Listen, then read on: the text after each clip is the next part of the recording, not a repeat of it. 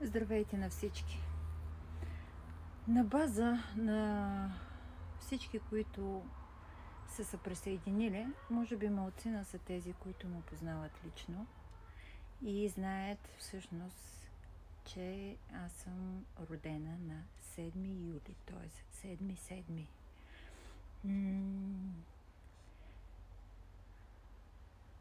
Така, смятайки, 25-та година събрано 2,5 прави също 7. На всичкото отгоре имам и юбилей 50 години. По този повод днес стоях преди обяд и мислех как да си празнувам рождения ден.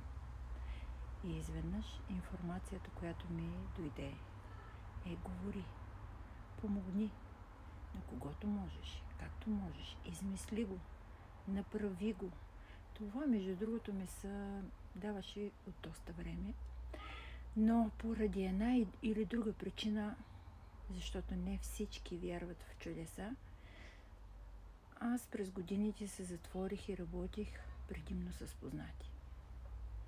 Но днес реших на този ден, в който съм родена, и този юбилей, който правя, няма нищо по-добро от това да направиш добро с любов.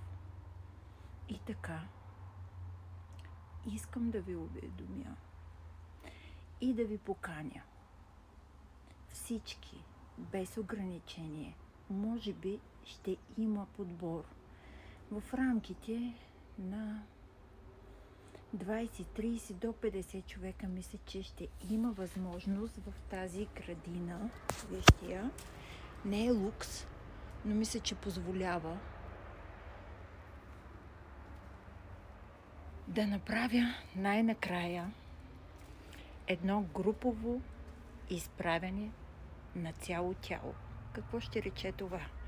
Някои, които следят профилите ми, по всяка вероятност са виждали снимки преди и след. Какво е това? Това е придобито от жена, която се казва Габриеля Хилц. В Фейсбук, които ме следят, могат да я намерят. Тя е в моите приятели. Това е моят учител. Това е човека, който ми даде тази сила и посвещение за изправяне на гръбначен стълб. Така се води по принцип. Но какво се постига с това? Изправяне на цяло тяло.